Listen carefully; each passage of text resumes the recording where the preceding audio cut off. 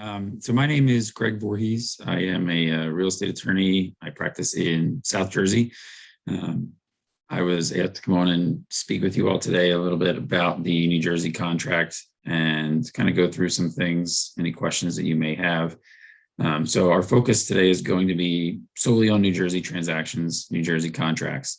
So what I'm going to do is I'm going to go ahead and share my screen, and we're going to go through a bit of an outline and hit some highlights, and then open it up for questions as we go.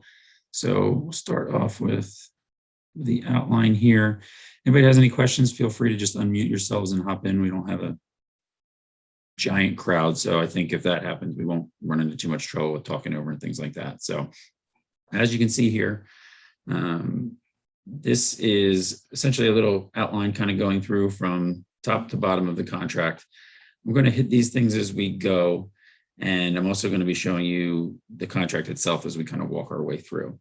So first things first is this is a copy of the contract. Can you all see the contract, or is it still the outline right now? Somebody could just unmute and let me know. Contract. I could see it. Yeah, perfect. Thanks, appreciate that. All right, so this is something you all should be familiar with. You can see first page is buyer seller and then onto the blanks. This is kind of the heavy lifting for you all when you're doing the contract. This is the part of the contract that you have the ability to fill things in. This is the information where it's imperative that you have all the information about your client and the information about the property. The other side, if you're handling the buyer, you need seller information and vice versa. You're going to be putting in buyer seller names, their current addresses, property address, the block and lot information that you should have had from the MLS, and then the breakdown of the purchase price and financing. It's very important that you do the financing correctly, because as we'll see on the next page, we're going to be filling in information about the mortgage here. And we need this to be accurate, because ultimately, if you have a buyer and they're obtaining a mortgage, we don't want to have a misrepresentation in the amount of the mortgage, because it affects their rights to be able to get out of the contract in the event there's a problem obtaining the mortgage under the mortgage contingency. So make sure that everything is reflected here is consistent with the pre-qualifications, consistent with the lender's intentions and your client's intentions moving forward. So like I said, here are the items that you're going to be filling in: party names, address, purchase price, etc. It's also important to highlight an escrow agent. Some offices have their office hold it. There's a lot of transition now where title companies are holding the escrows, which frankly is my personal preference. The money's there. It's already at the closing. You don't have to worry about bringing a check. In North Jersey, attorneys' offices for sellers love to hold escrows. South Jersey, we're not quite as big on that, because again, it's more paperwork and processing. And if it's going to close at a title company, it's typically just easier to hold it there. Closing date is obviously very important. We want to make sure we choose a closing date that is reasonable. All right, trying to close, a lot of times I see offers these days, people are looking to close in 20 days. If you're going to go with something like that aggressive, it works a lot of times in cash transactions, but if there's a lender involved, you better make sure that the lender is signed off on that closing date, because otherwise then you end up setting yourselves up to fail and, you know, getting a situation where you're not going to get to your closing date on time. So certainly we don't want that. Next, you're going to see the amount for the certificate of occupancy. Typically here, you'll see that the contract has 1.5%. I think I almost never see anybody put nearly that amount. If you're dealing with a smoke detector, fire extinguisher, CO, $250 is more than enough, because you'll see that that doesn't include the cost of actually getting the smoke. That number should be low. If you're in a township such as Pennsauken, where they do a full inspection and they require a little bit more, if you have a buyer, you want to try to push that number up a little bit, because some of the towns are a little bit more stringent in terms of what they require. But typically the numbers I see that are filled in here are in the $500 realm. Let's put it this way: a seller can't sell a house unless they get a CO. So most of the time, this kind of takes care of itself. But especially if you have a buyer and the obligation for obtaining the CO is shifted through negotiations onto your buyer, you want this number to be lower to be able to give them the ability to control whether or not they want to spend money towards the CO. Because oftentimes if a CO is expensive to obtain, that means that there are a lot of issues on inspections as well. So it's just kind of something to keep an eye on if you have a buyer that's going to be getting a CO, which is not that uncommon in this market. Yes, Vicki? Oh, you just muted yourself. Can you unmute? Yeah, I thought. You're back to mute again. There we go. Okay. Okay. So I have to just give you a little background here. I'm the broker for Keller Williams Philadelphia. And Okay. to tell you, Jersey to me is so foreign in comparison to Pennsylvania. And as you're buzzing through, I have 121 questions, but the first one I have is in regards to the mortgage. Yes. There's no LTV on this? So no, in the New Jersey contract, it is straight numbers. Yeah, we don't do loan to value percentages in the contract. It's, you can see right here, it's purchase price, and then you're going to have your deposits and then the mortgage amount. So it's generally, you can fill it in based upon an LTV. The problems typically arise when you have an appraisal issue, right? And so let's say it appraises $5,000 less. Well, now your mortgage is actually going to be a smaller loan to value ratio than it was initially. And so a lot of times what we can do in attorney review is we can modify the mortgage provision to say the buyer is going to obtain a mortgage with an 80% loan to value ratio. In the event that the appraisal is insufficient to support that, the mortgage must be conformed. In the event the buyer can't qualify, then that serves as a basis to terminate the contract. Okay, so in Pensy, I don't know if you are familiar with Pensy at all and our agreement of sale, but by putting in the LTV, it's also another safety net for the buyer for just that reason. If you opt not to add an appraisal contingency and try to streamline this offer as much as possible, that LTV works as a safety net. Not having an LTV here, but yet you have the attorney review, is it customary for attorneys to put that type of verbiage in then? So typically what we do as attorneys, if I have a buyer, I put in a straight appraisal contingency that basically gives my clients the right to say, look, if it appraises for even $1 less, we have the ability to renegotiate. So that's the way it is here. Basically, you as agents have ability, and I'll scroll down to show you where, have ability in this paragraph 43 to make modifications. I caution making too many modifications, and I'll jump ahead. This is kind of my wrap up usually, but anything that gets put in this section is essentially adding a new contractual term.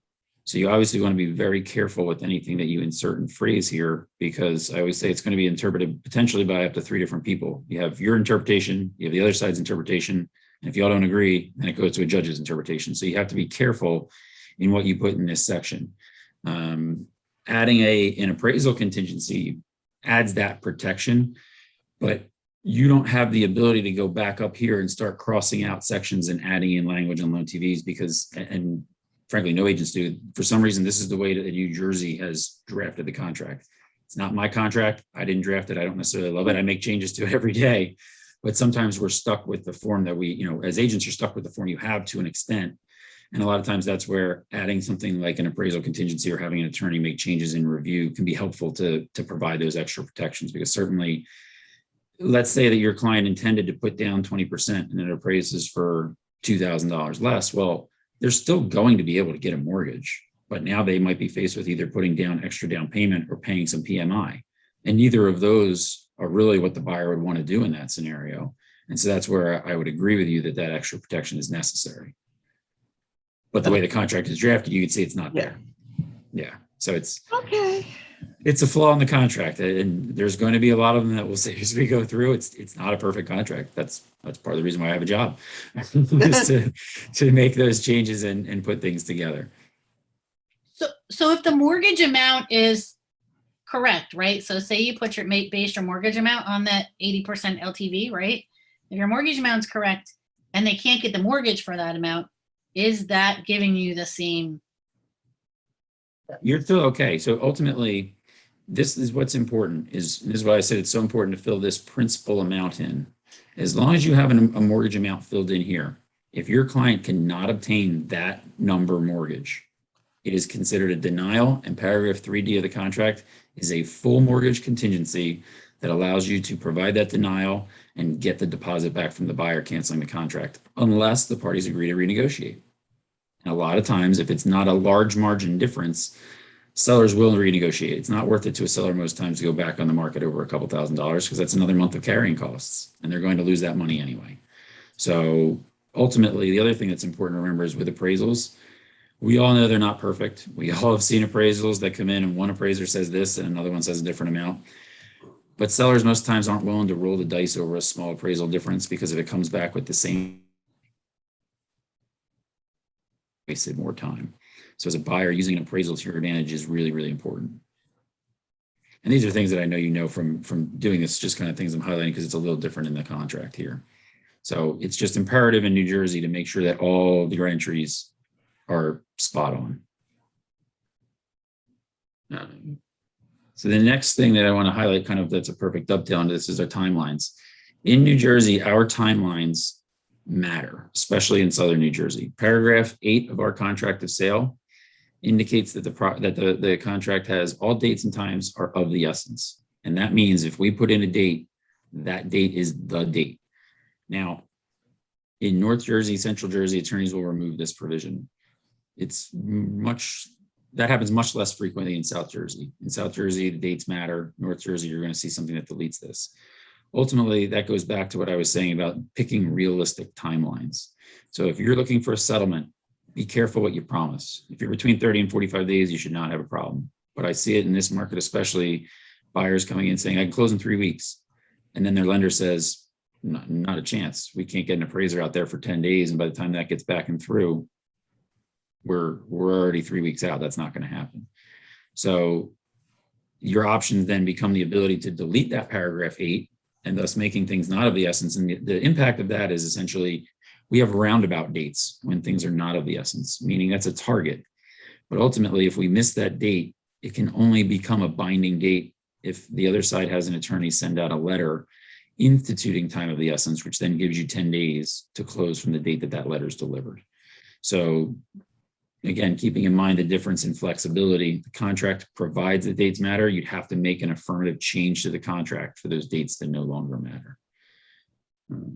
I did kind of skip over 6 and 7 here. These are the inclusions and exclusions from the sale, things that you're familiar with in Pennsylvania. I know they do that as well.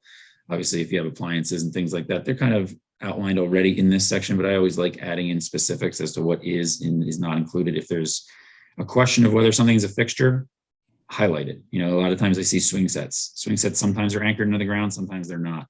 If a buyer is buying a house and they don't want the swing set there, make sure you include it in the exclusions section, because otherwise you're probably going to have that swing set left behind because it's a pain to get rid of. So just keeping an eye on big things if you're buying or selling that you want to either leave behind or make sure are not left behind. All right. Back to where it was. All right. So next, this one's obviously very important for you all as well, is your broker information and commissions. So this is where you're going to put your contact information. You need your firm information, your IDs, phone number, contact, all of that information there. Make sure that it's accurate. Most importantly, when you're adding in the commission for the put per agreement, actually put in what it is, because if you put in per listing agreement or per something else, we as attorneys don't have the ability to know what it was. And so when we go to review the alter or the CD at the end of the transaction, we don't have a comparison point. And also you don't want to end up in a disagreement with your client or with the other side and your co-op of what that may be. So if it's 3% less 100 for listing or 2.5%, whatever it is, put it in there. You don't have to put the dollar amount, but put the percentages in there specifically. Don't just leave it per agreement or per listing. And then lastly, the additional provisions, we touched on that already, and we're going to get back to it in a few minutes. So then let's move to the mortgage contingency specifically. So this kind of follows up on your question, dear Jim. There is a time period in the mortgage contingency that states you're going to select a date, and this is one of your fill-ins. Typically, I like to give at least 28 days for a mortgage commitment. If you're closing, more than 30 days out, 4 weeks is plenty of time for a lender to get you a commitment. It's not an approval unless you're using Freedom Mortgage. Freedom Mortgage does not give commitments. They only give approvals, which is frustrating at times. But otherwise, your mortgage commitment must include a successful appraisal and a sufficient evaluation of the client's assets in order to get that approval. And so what happens is if you pick a date that's too short, within 10 days following this date that you select, either party has the right to cancel the contract if it's not delivered. So in a competitive market, if you pick a 10-day mortgage commitment and the buyer doesn't deliver it, seller can cancel the contract, no negative impact on the seller, buyer gets their deposit back, but they're out. So you want to make sure you give enough time for your client to get a mortgage commitment. Yes, Vicki. So a mortgage commitment could have conditions. So it's not an unconditional commitment, but the state of New Jersey defines what are acceptable conditions for a mortgage commitment. An appraisal is not an acceptable condition for a mortgage or commitment in the state of New Jersey. And where does it say that little tidbit? That's not in the contract. That's based on state statute and regulations. Yeah. So basically any reputable lender is going to tell you, I can't give you a commitment that puts the appraisal as a contingency. Because that's one of the biggest factors in determining whether or not they can commit to give you that loan. So that's why a lot of times, in every instance when I represent a seller, one of the changes I make to the contract is I want the appraisal ordered within 3 business days following conclusion of review. I don't want my client to have to negotiate repairs and then get faced with a low appraisal after we've already negotiated the repairs, because it's a second bite at the apple for the buyers. And it really slows the process down. The goal is, from a seller's perspective, especially in this market, we want to know if you qualify. And if you do, we want to get that done and wrapped up as quickly as possible, so I'm not wasting time off the market, missing out on another buyer. So the key thing is that appraisal needs to be done to get a satisfactory commitment.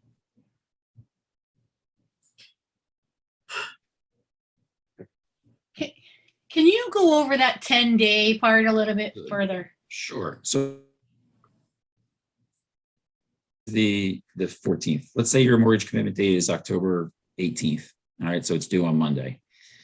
If you're a lender, if you have a buyer, your lender does not provide your buyer's mortgage commitment by that date.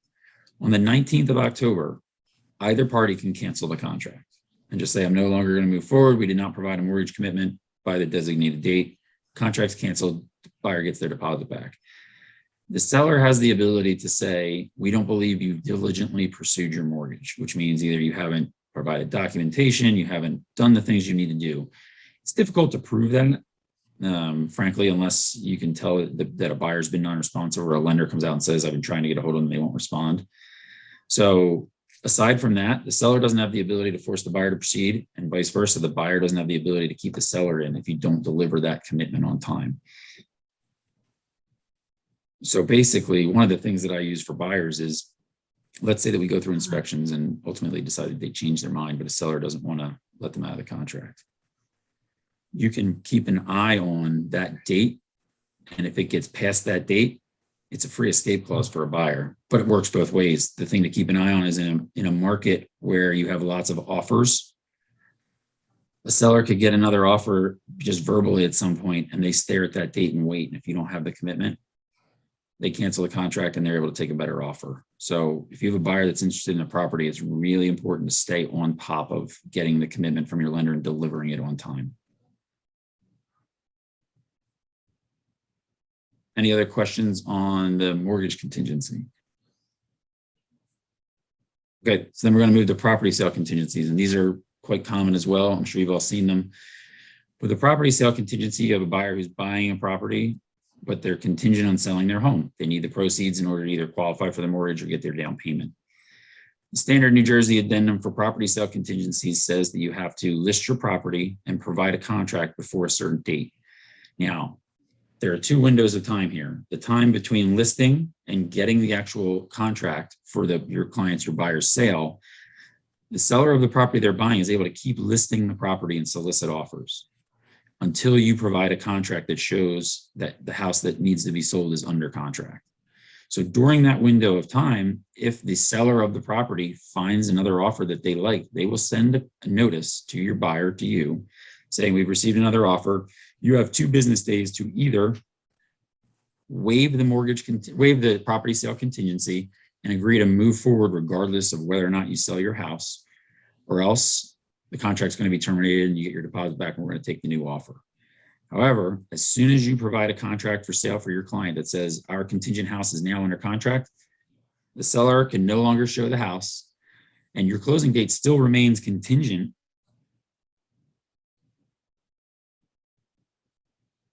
So it's really important that if your clients are buying a house with property sale contingency, that they get under contract as quickly as possible when you deliver that contract. That stops the ability for them getting the house basically taken out from under them. And that is an addendum that you have to the contract? That's one of the standard. So New Jersey has the form Like contract 12 in there. pieces Standard of paper. Exactly. So that's, you see the first one under this addendum section is the property sale contingency addendum. That's one of the other New Jersey form contract documents. Okay. Right. And all it is you're plugging in a date by which you have to provide a contract and a date by which the property must sell. And that's going to coincide with your closing date. Okay. Yeah, and be careful about agreeing to waive that contingency, because what that means is if you waive the contingency and something happens with your client's sale, they then become in breach. But if you just provide a contract that shows that they're under contract, if that deal falls apart, your client's still protected. So it's a big difference of waiving the contingency versus furnishing a contract. Yeah, it's not a contingency you want to waive. All right, next we talked about inclusions, exclusions as we were going through. We've also talked about the time of the essence, especially on time of the essence. Does anybody have a question of that? I know that's kind of probably a foreign term. I think PA is pretty free flowing, is my recollection, right? You don't have hard dates. Things kind of get moved around until everybody's ready. Is that right? No, we have very hard dates. Oh, you do? Okay. Oh, yeah. Okay. So then that's exactly what you'd expect then. Okay. That's fine. All right, so then let's talk about seller representations. So these are things that for the most part are not in the contract the way that it stands, especially having to do with permits and zoning. There's nothing in the New Jersey contract that creates a representation that a seller has obtained the necessary permits as required by the township for any improvements that are made. So something that I recommend that buyers do in every instance they're buying a property is to submit what's called an OPRA request, Open Public Records Act. If you go onto the township webpage for the home in which the property is located, you can pull this document down, you fill in your name, address, and a request for all open and closed permits pertaining to the property, email it over to the town, and within 10 days, you'll get a list of all permits that have ever been taken out on that property. If you do that right away, it's something you can give your home inspector as he or she goes through the property, and they can then take a look as they're going through the inspection and say, wait a minute, this electrical here does not look right. Let's take a look and see, what do they have permitted? They didn't permit something on the electrical. Well, that's now a way for you to then make sure that that gets taken care of prior to settlement, because ultimately, you don't want to be buying a house that has a lot of unpermitted items because of two reasons. One, you don't know if it's safe. If it hasn't been permitted, that means they haven't had the proper inspections, and depending on what it is, there could be safety issues. And two, let's say your client goes to make improvements subsequent things, you need to get permits. Well, now your client's going to face some fees. They're going to have to get permits. They're going to have to get a contractor come out and certify to it. There's going to be follow-up inspections. And if there's anything that was done incorrectly, they're going to face the cost of having those things fixed. So the contract doesn't provide a permit protection. It's something that I think all buyers should do as a part of their due diligence to make sure. And where do we Yes, get? Rodney. Hey, sorry, Ed, you had lagged for a second in the middle there. I want to make sure I understood that. If a seller has performed improvements, let's say they did some stuff that wasn't permitted, you request this report, you do your home inspection, you see there's electric, oh my God, I think there's an issue. Would you suggest that, like in Philly, if there's unpermitted work, like unless, I guess you can open a permit, but if your walls are already closed, like I don't know, if you open a permit and have the city come back out, they're going to make you open stuff up. Is there some sort of certification, contractor certification, that's like a contractor can certify it and then the township will give you a permit without redoing work in Jersey, or is it kind of? Yeah, good question. So Jersey's a little bit more flexible with that. If you have basically a contractor that certifies to it, they don't really want you to open up the walls. Jersey's pretty good about it. If you approach them, Okay. Most Jersey towns are really simple on that process. Problems come as if they find it and you don't alert them to it. That's when they start to get a little bit more hard nosed. Like I had a client that did a full garage addition. They were selling it. It's completely legal. They got the permit opened, closed out within 3 weeks. They didn't have to open anything up. The township was really collaborative with them. They'll even sometimes recommend people to talk to. So if you catch it as a buyer, you alert your sellers, alert the sellers of it. The sellers, they can reach out, and the towns are constructive about it because they're not looking to bang you. They do want it to be done and safe. They're still getting paid on the permit costs, so they still make out from it. They don't make extra money by forcing you to open up walls and do things like that. I've heard about Philly, especially being very difficult with that, but Jersey's not really in that realm. All right, that's super helpful, and thank you. So it's reasonable to course. expect the seller to maybe reach out to the township and get it figured out before settlement. Yeah. Okay, thanks. All right, Vicki? So where do we get this Oprah thing again? Every town has their own Oprah form. So it's township specific. So you go Okay. onto if you would, for example, really what I always do is, let's say the property's in Willingboro, just Google Willingboro Oprah request. And the top link is Okay. generally the form. You click it and print it out and fill it out. So is this sort of like a version of a clue report for insurance? You could identify what claims were ever put against. No, you won't find any claims. It's just going to be a property history for anything that's submitted to the township construction or zoning office as a request. That's what they're going to have of record.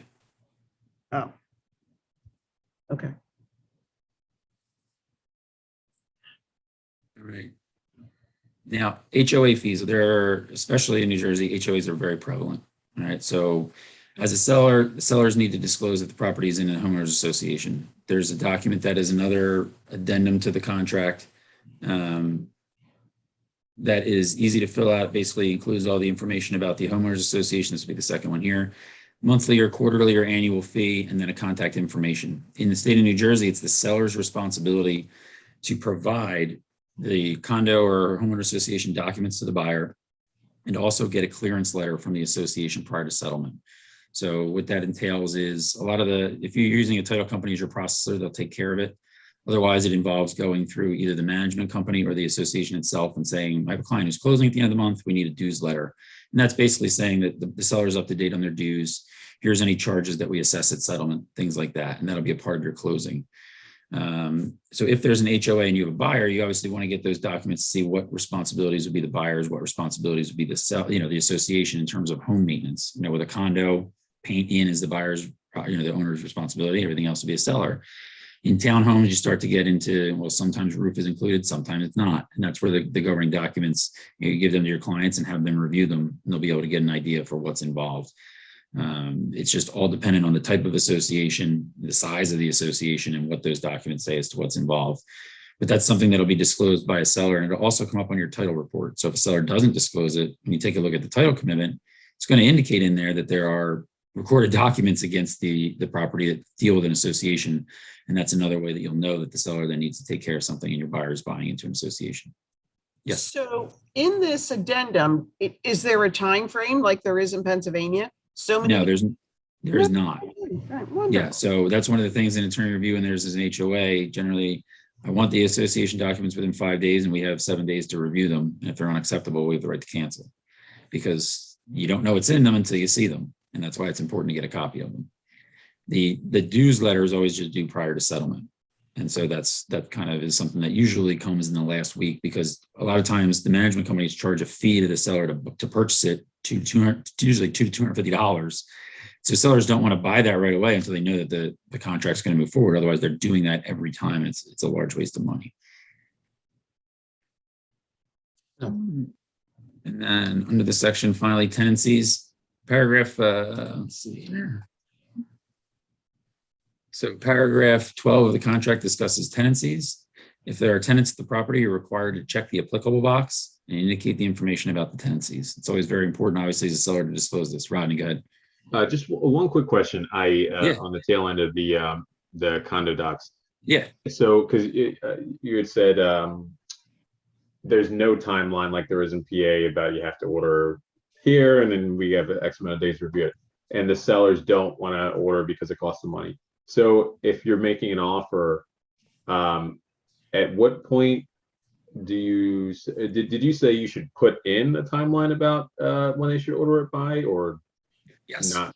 Okay, so you would ask, what do you think is a reasonable timeline to ask for, like the kind of similar to PA, or I forget what it is. If it's like 10 days, I don't remember what it is. I think it just says the buyer has that contingency until the docs are reviewed, 5 days until after the docs are reviewed. But would you say like, hey, in the first 2 weeks you should order it, or after the inspections or something?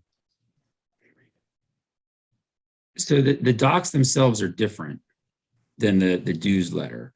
Oh, then the dues letter. Okay. Got it. So like, for example, the seller should have their homeowner association documents. They get them when they move in. They should have them. They should be able to turn those over to you right away.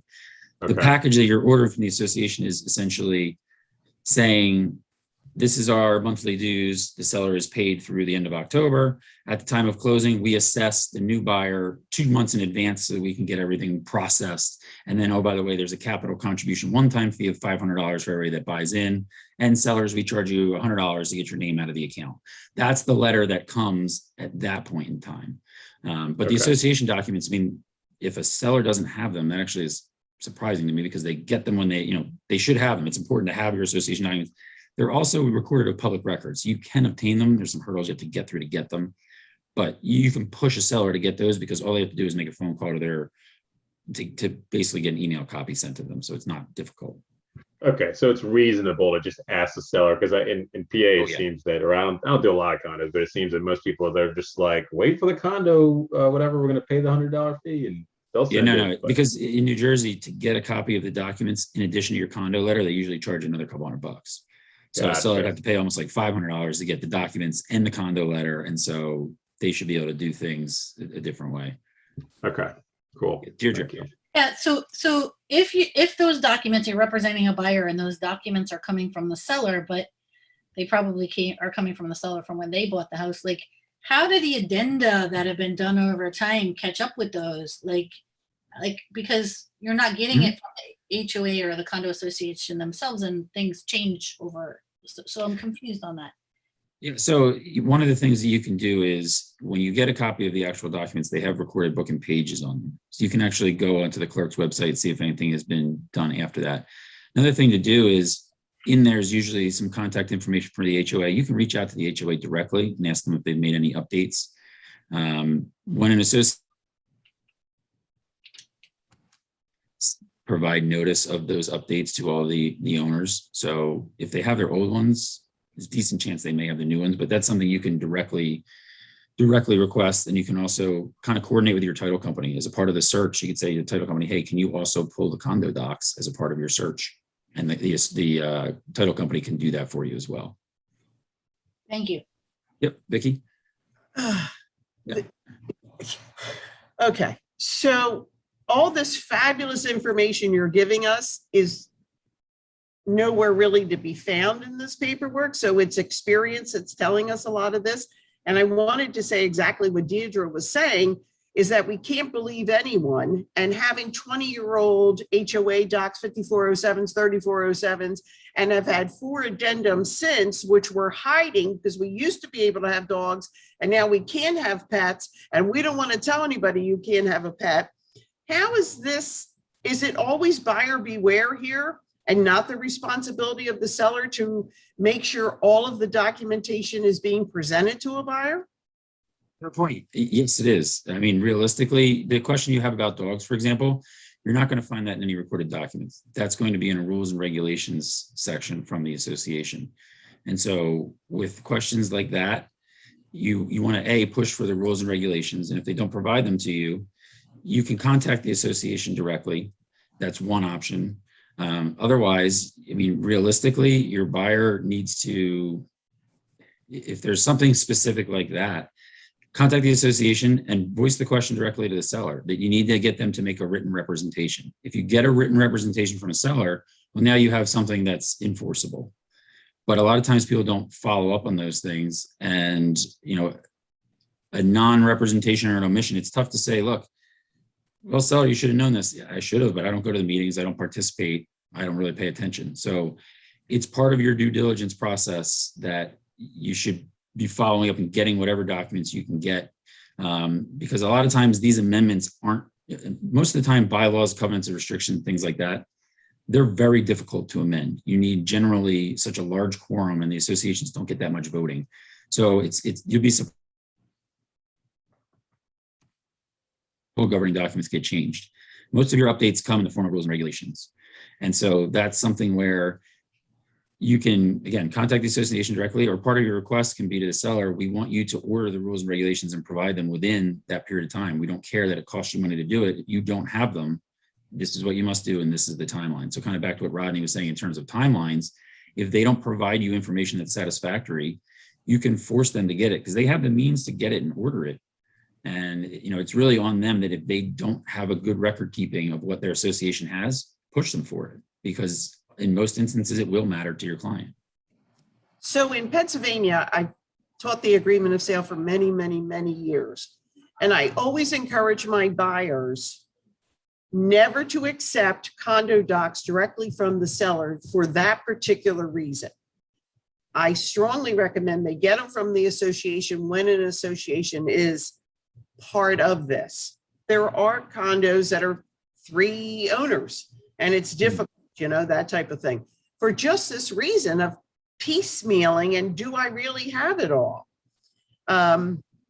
I find You're this, going to run into trouble with that in New Jersey, though. That's the problem. Is everything in New Jersey, we don't have unless you're down the shore, you're not really going to get the 2 and 3 unit condos. You're getting the 500 to 1,000 unit associations, and they're run by property management companies. And the property management companies have portals. So, for example, you would go onto what's condosearch.com is what a lot of they use. You go in there, you enter property address, you can order all of these things. And it's not coming necessarily from the seller directly. It's not like a photocopy of something. What it becomes if they order it that way is they'll receive an email from the management company with attachments. And so if they forward you that email, now it's got a bulk of attachments that's listed. You see what's there. And that's the documentation. Now it's put this way. If a seller gets that and forwards it along and deletes something, well, now you got fraud. I mean, that's a whole nother conversation in terms of things. But that's the methodology for getting when providing those documents comes along that way. But you're not going to, in most instances, you can't just call contact the president, shoot him an email and have them send things. It's maybe 10% of associations are run privately like that. It's very, very unusual.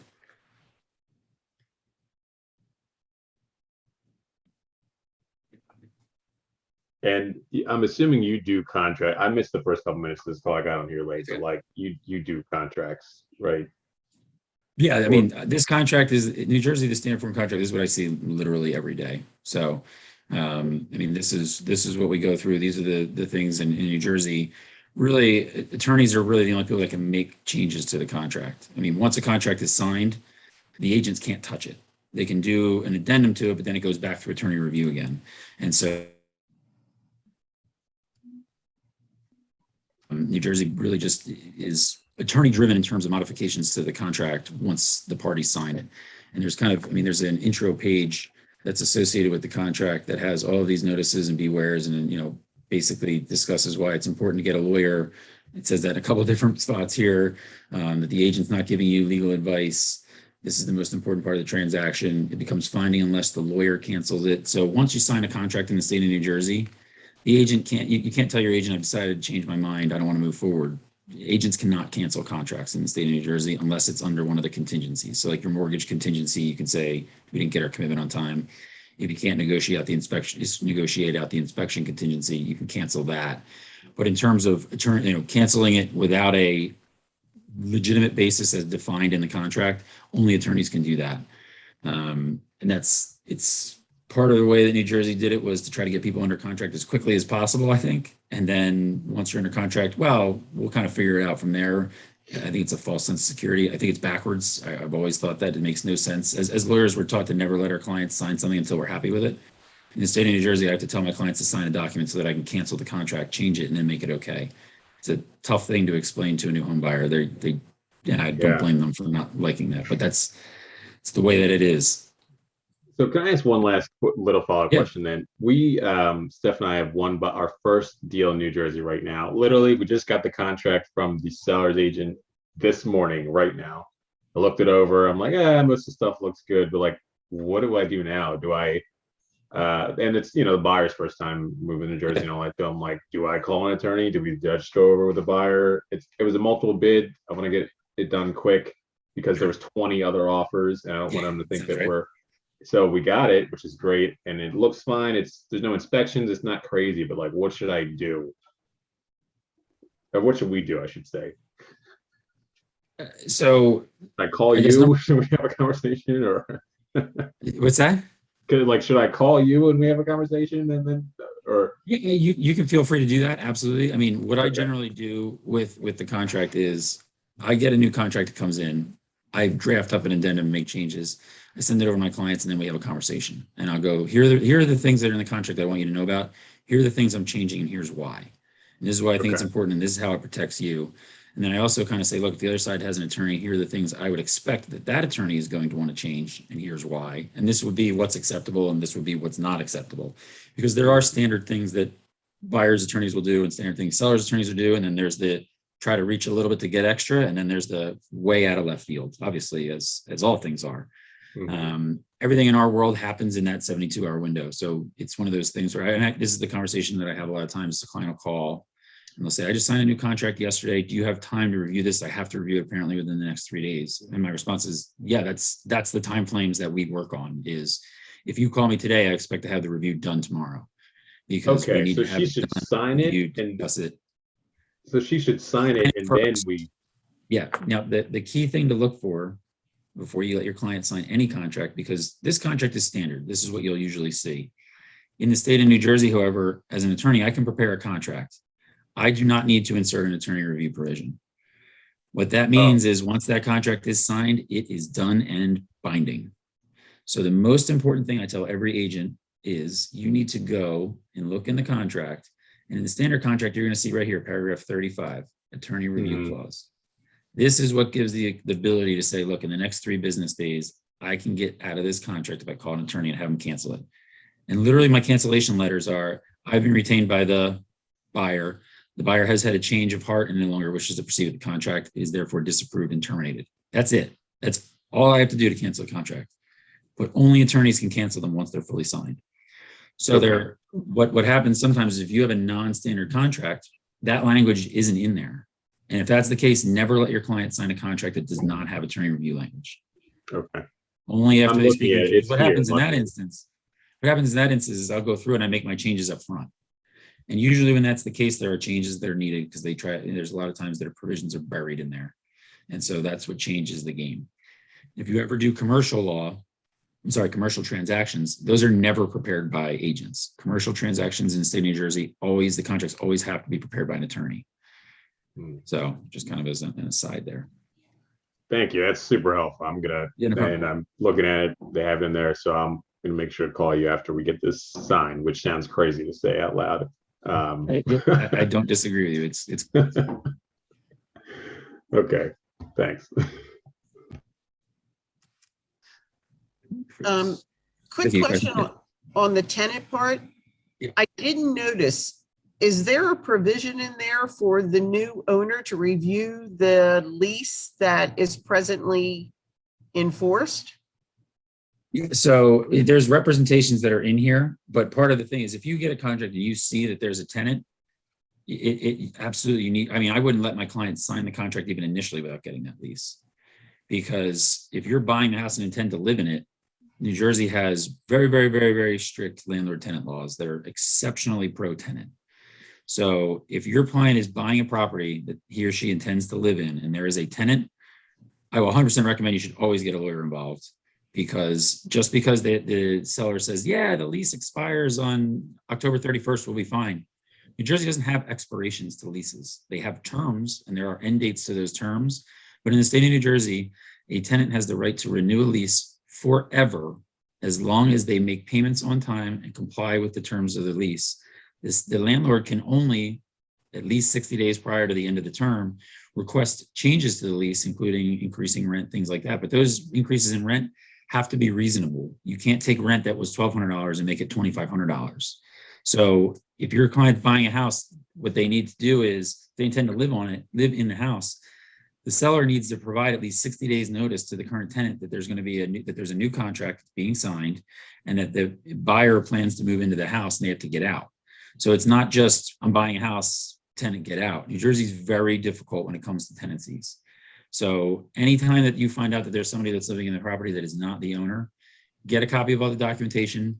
Them telling you, we don't have a lease, we're just on a month-to-month, that doesn't matter. That's a lease. In the state of New Jersey, a month-to-month lease is a lease. It renews automatically every month unless they don't pay their rent or you provide the necessary 60 days notice. So that's one of the biggest cautionary items is buying houses that are tenant occupied. Now, if you're buying it as an investment property, you want to keep the tenant in there, that's fine. Again, get the lease, review it. You're going to need certain representations throughout the process, and a estoppel letter from the seller that says that the tenant is paid up, that they're in compliance with all the the obligations under the lease. And you're going to want to get an assignment of that lease signed at closing that transfers all the obligations and benefits of the landlord to you as the new landlord.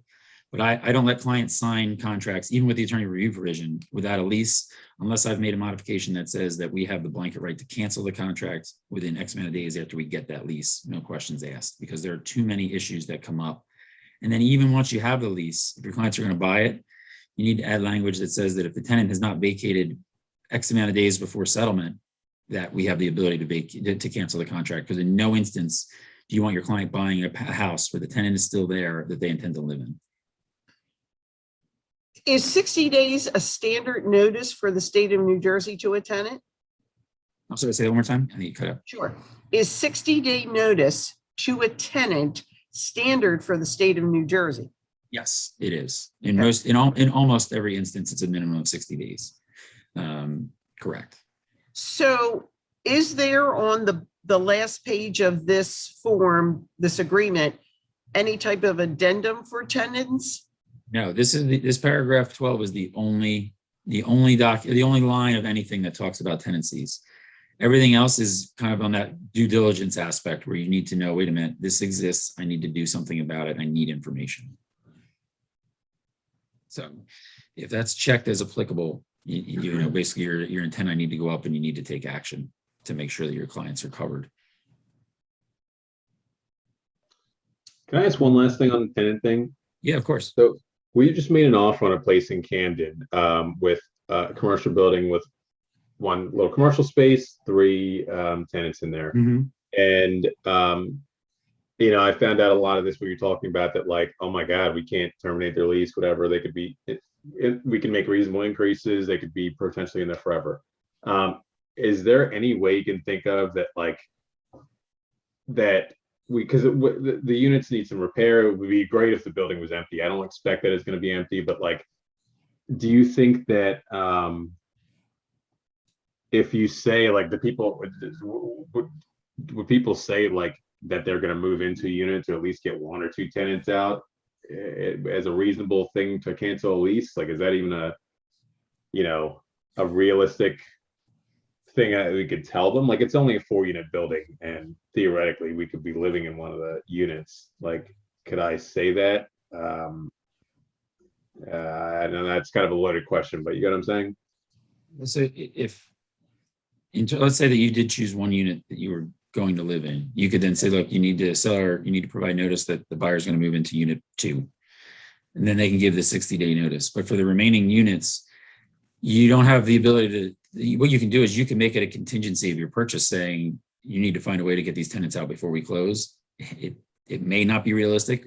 Mm-hmm. What happens most of the time in New Jersey to try to get tenants out is landlords will offer what's called cash for keys. Let's say, look, I'm going to give you your last 60 days rent free. I'm going to also give you $2,500. You get out on this date and give me the keys back and we're done. And that's like kind of just basically buying them out of the lease. Aside from that, you don't really have much flexibility. Now, what you can do is there are ways, and there's a lot of hoops to jump through, but let's say you want to improve a unit. You'd have to put them up in temporary housing while you improve the unit, and that becomes pretty messy. So, because there's one tenant not staying in this building, and like that's kind of why I was asking, because like there's the 2 tenants that are good, they're paying, I'm cool with them. There's one that's not paying, and I would almost say like I'm going to move in this unit because this person's going to be a problem anyway. I don't even know if they're going to take cash for keys, but. If they're not paying, there are eviction potentials. It just depends on where we stand with the moratoriums and all the COVID things that have to do with that as well. But that's a tenant not paying is a violation of the lease term. That's a basis for eviction in the state of New Jersey. So it is a difficult thing. A lot of times what people do is they'll buy an investment property with tenants in it and kind of one by one wait until they can get them out, make changes at the end of that lease, try to kind of push to get them out, then hurry up, go in, renovate it, and then re-rent that one and kind of do it one at a time as they expire. There's no perfect way to do it, unfortunately. With a commercial lease, when a term is up, term is up. You don't have to renew things. That's completely different. But with residential, basically New Jersey says we don't want anybody being homeless unless they've broken the lease. Okay. All right, thank you. Yeah. All right, so let's go down. We're kind of starting to run low on time. I wanted to talk about inspections. So New Jersey's inspection contingency is a loaded one. You have the right to perform as a buyer any inspection that you want. Sometimes your inspections require authorization. So for example, if you have a stucco home that you're buying and you want to do invasive stucco testing, seller has to sign off on the form that the company has to do that testing. You want to do a septic inspection, the seller is going to have to sign off on that. If the seller refuses to give authorization for an inspection, buyer has the right to cancel the contract because they're not being able to do their inspections. You have the right as a seller, as a buyer, to do any inspections that you want within your period of time. Now, the time frame for inspections in the contract is standard is 14 days, but there are blanks. If nothing gets filled in, it's 14. If you negotiate something else, it'll be inserted in there. But it's not just the time period to do inspections. It's also the time period to submit those inspection reports to the other side, and also submit a detailed list for defects which the buyer wants the seller to address. So a lot of times what I see is a buyer will say, I did the inspection, I want to buy the house. Can you just cancel it? That doesn't exist in New Jersey. You don't get to do an inspection and just cancel the property unless the contract has been changed. Instead, what you have to do is you have to send over those reports and basically list everything in the report that's defective. Now, at that point, it turns to the seller, and the sellers then have to respond within 7 business days and say either, yes, we'll take care of everything. No, we won't take care of anything, or we'll take care of some things, or we'll give you a credit in lieu of doing repairs. So what New Jersey says is if a seller says, yes, I will have a licensed contractor fix everything that you've requested, your buyer's now essentially stuck moving forward buying that house under the inspection contingency. If the seller says no to even one thing, that is considered a rejection of the request. The buyer has the ability to either agree or continue to negotiate or say, nope, I don't want to move forward anymore. I'm canceling it because you didn't agree to everything. I'm going to get my deposit back. Respond and say, I'll take care of 7 of the 9 items you requested. Or a lot of times, look, we'll fix these 2 things, but I'll give you $4,000 instead of fixing everything else. Those are the most common responses. And then that just becomes a complete negotiation, much like the purchase price was. There's no exact science to it. Obviously, if you have quotes to support your request, that obviously helps. But if not, that's okay. You just kind of go back and forth until hopefully there's an agreement that's reached. Ultimately, the timelines work like this. If the contract has not been altered, it's 14 days, do inspections, submit requests. Seller has 7 business days to respond. If the seller does not respond in the 7 business days, it's considered a rejection. If the seller does respond, the buyer has 7 business days from either the response, or if they didn't respond, the end of the initial 7 business day period where the seller had to respond. And the buyer can either move forward or cancel the contract. The key thing is once the buyer's time frame expires, if they didn't cancel the inspection contingency is deemed waived. So those days that you'll see in here, and it's all in paragraph 16D and 16E. So you can see that here. Paragraph 16E here is your 7 business day period. So if the seller fails to notify buyer of seller's agreement to so cure and correct, such failure to notify shall be deemed a refusal. If the seller fails to agree to correct such defects within the 7 business day period or environmental conditions, the buyer shall have the right to cancel the contract within 7 business days thereafter. If the buyer fails to void the contract, the buyer is waived the right to cancel. So when you get a contract, it gets signed, you get out of attorney review, put your dates in your calendar. But remember, when you send your inspection request, let's say you send it on day 10, that's when the counting starts for the time period the seller has to respond. As soon as you get your seller's response, that starts your buyer's 7 business day response. So one of the things that I always do when I have a buyer is, let's say I requested 8 things and the seller come back and says, we'll give you $1,000. We're not doing all that stuff. All right, I have 7 business days at this point. I talk to my client. They say, all right, we're okay with the credit, but we want $4,000. I will always write back and say, your offer of $1,000 is not acceptable. My clients will not agree to proceed unless the sellers offer a credit of $4,000. That now preserves you. You rejected it and you've essentially said we're canceling the contract, but we're not really killing it. We want to negotiate, but you've now protected your clients so they don't get stuck with nothing or only $1,000 unless they affirmatively agree to it. So those dates are super important. Again, I'm not sure exactly how the PA dates work, but make sure that you pay attention to those, because if you miss your date, I can tell you sellers are going to say, you're out of time, we're not doing anything, and there's nothing you can do about it. And so really Pennsylvania dates are always go to the end of the contingency period, where here you're explaining in Jersey, it's different. Like you said, you have 14 days. to do the inspection, turn in the wish list to the seller. But if you turn it in at day 10 in Pennsylvania, technically, we still had 7 more days to the end of the expiration and then Okay. days now for the seller. So this is quite different. This is contiguous days, not an expiration. Correct. Now, to confuse things, unfortunately, a little bit, let's say that let's say you send over your, and this is, I'm going to preface this saying, I like to always send my request as one request. But suppose that you did a home inspection, a pool inspection, and a septic inspection. You get your pool inspection back on day 3 and you send it over on day 3. You get your home inspection back on day 7, you send that over on day 7, and you get your septic inspection on day 14. Each one has a corresponding timeline, which is why I don't like sending piecemeal requests, because now you have to keep track of what day did I send what and when did they respond. So send it all at once. I think it's also more fair to the seller when you send it all at once, because if you send something on day 3, well, now theoretically they've got to respond to that.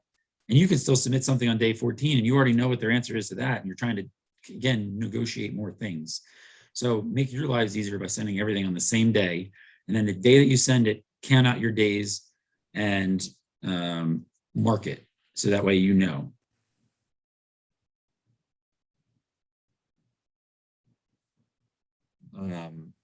Okay.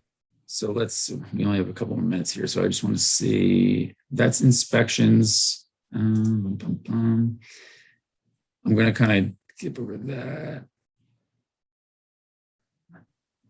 Let's talk about, we talked about attorney review. Since, I mean, we're basically at the end. Why don't I open up for any other questions?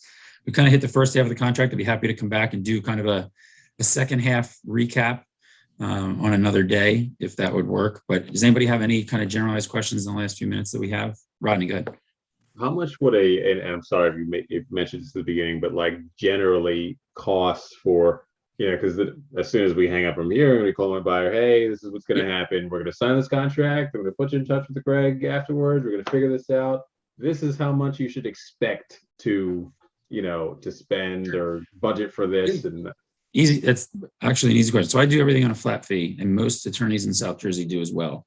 So for a representation from beginning to end for buyer or seller, I charge $950. That's inclusive of everything from start through settlement. For attorney review, which involves discussing the contract, making changes, reviewing other changes on the other side, I charge $350. So you can tell your clients that up front. Usually I change my rates every 1 to 2 years, starting in January, not by much, but just a little bit to keep up with things. But that's what you'd be looking at. Most people are in and around the same. If your client's spending over like $1,400 or $1,500, I think they're getting ripped off. That's would be out of the order. If they're spending 3 or 4. Lost them. Yep.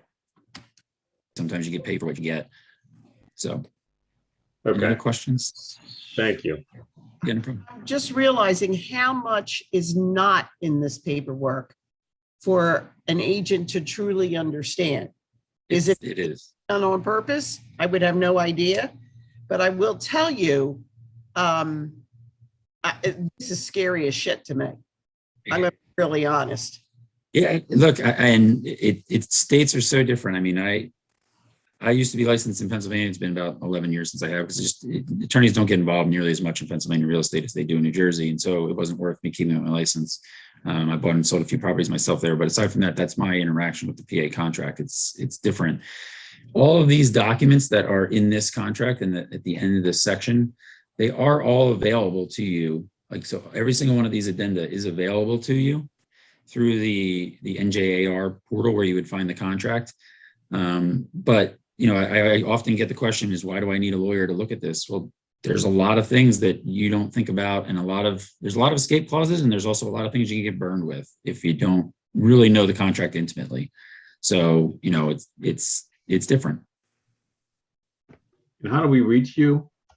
So on the top of, let me see. Oh my, I can zoom in here. Oh, and You know what I'll do? I'll put it in the chat right now so that everybody has anything. I see the chat. How can we get a recording? That would be great too. Sorry, I'm not sure that I meant to do. I didn't mean to enter there. Sorry. No worries. Oh, there's your, okay. 2373.